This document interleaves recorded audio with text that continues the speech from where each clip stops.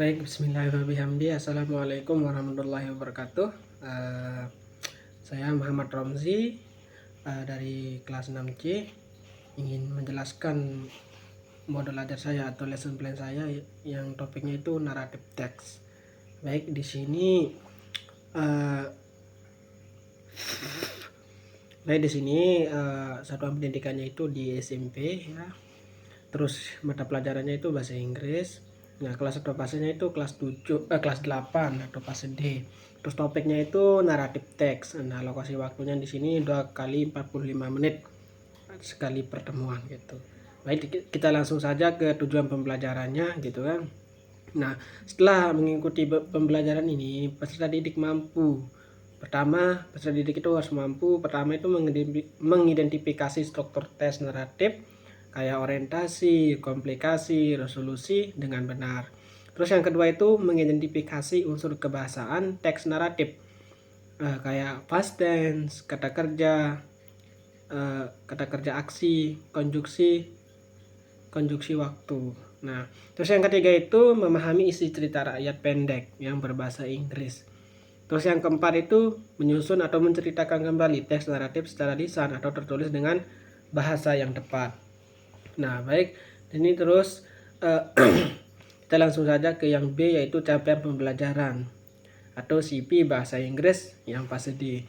Nah, di mana pada fase D ini peserta didik mampu memahami dan menanggapi makna dalam berbagai teks naratif dengan deskriptif pendek gitu, serta mengekspresikan makna secara lisan dan tulis dengan struktur dan kosakata yang sesuai konteks.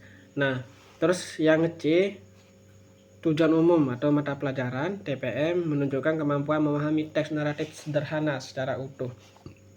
Terus selanjutnya itu mampu menyampaikan kembali isi cerita menggunakan kosakata dan struktur kalimat yang sesuai. Nah, lanjut ke D, yaitu materi esensial. Yang dimana di sini ada beberapa aspek yang ada di materi esensial.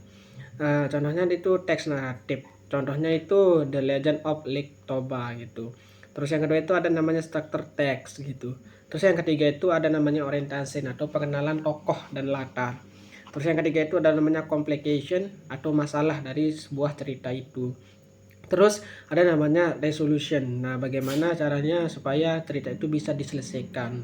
Karena di complication itu masalah, terus di resolution itu adalah cara penyelesaian dari sebuah cerita itu. Nah, adapun di materi esensial ini juga mencakup unsur kebahasaan. Yang dimana unsur kebahasaan itu ada namanya past tense, action verbs, time conjunction, unsure one a time, suddenly, dan lain-lain gitu.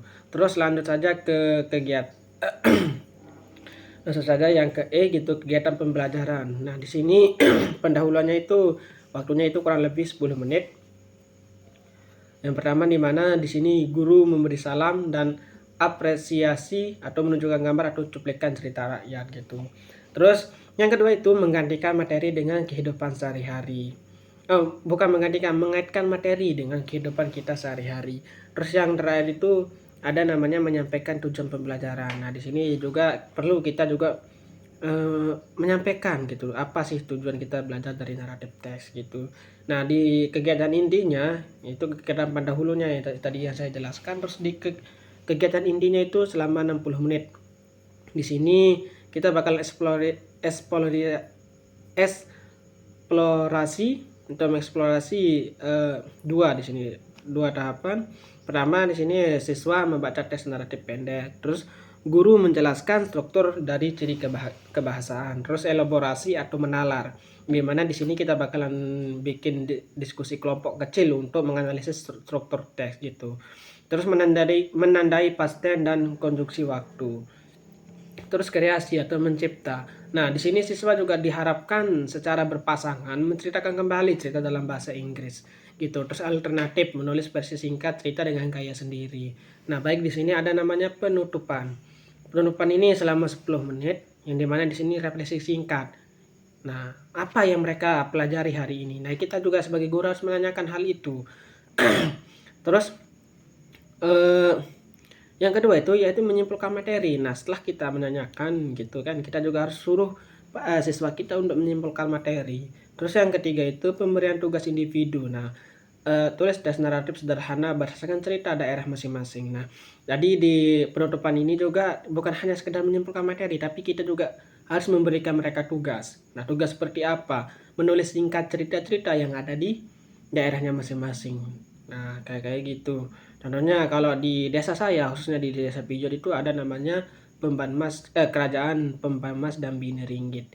Nah, itu menjadi ciri khas cerita kami di desa Pijot ini atau di Pijot Utara. Nah, yang terakhir itu adalah asesmen atau penilaian. Di sini di asesmen ini di naratif tes itu mencakup tiga format gitu ya. Ada 3 format untuk penilaiannya. Yang pertama itu formatif. Nah, apa saja yang ada di dalam formatif itu? Pertama itu ada lisan atau menjawab pertanyaan dari tes. Nah, itu juga bisa menjadi ciri-ciri untuk memberi penilaian kepada siswa kita. Terus yang kedua itu tertulis, menandai bagian tes kayak orientation, complication, dan resolution. Terus yang kedua itu ada namanya sumatif. Nah, sumatif assessment. Nah, oke, di sini ada namanya produk tulisan, yaitu naratif sederhana minimal 7 kalimat yang harus ditulis oleh siswa itu. Terus di sini ada namanya presentasi lisan atau menceritakan ulang cerita secara individu atau pasangan. Nah, di sini kita juga setelah kita memberikan tugas nanti ya kepada siswa kita juga harus menyuruh siswa itu menceritakan ulang kembali secara lisan, baik itu secara individu ataupun secara berpasangan gitu. Jadi ada dua caranya untuk penilaian sumatif ini. Terus yang penilaian asesmen yang terakhir itu ya asesmen sikap atau observasi gitu.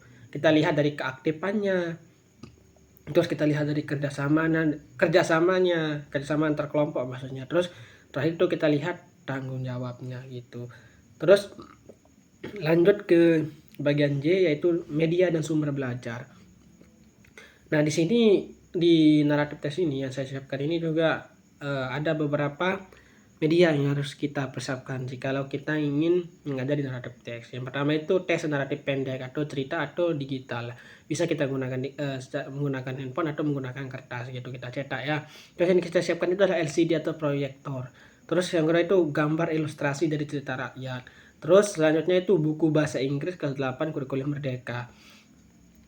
Ini saya ambil dari buku bahasa Inggris kelas 8 kurikulum Merdeka ya. Terus yang terakhir itu platform digital, Google Documents, Padlet, dan lain-lain. Nah, itu adalah media dan sumber belajarnya. Terus di sini yang terakhir itu adalah profil pelajar Pancasila. Ya, kita sudah tahu bagaimana profil Pancasila, tapi di sini ada namanya kreatif. Nah, kreatif apa yang dimaksud di sini? Dalam menyusun atau menyampaikan ulang cerita. Terus bernalar kritis. Nah, apa maksudnya bernalar kritis di sini? Nah, dalam menganalisis struktur dan bahasa teks, dan bahasa teks gitu. Terus yang terakhir itu bekerja sama dalam diskusi kelompok dan proyek. Nah, itu saja yang bisa saya jelaskan ya untuk lesson plan saya gitu di naratif teks. Kurang lebihnya mohon maaf ya, karena saya juga manusia biasa, banyak salahnya. Sekian dari saya, wallahu muwaffiq ila aqwamit thoriq. Wassalamualaikum warahmatullahi wabarakatuh.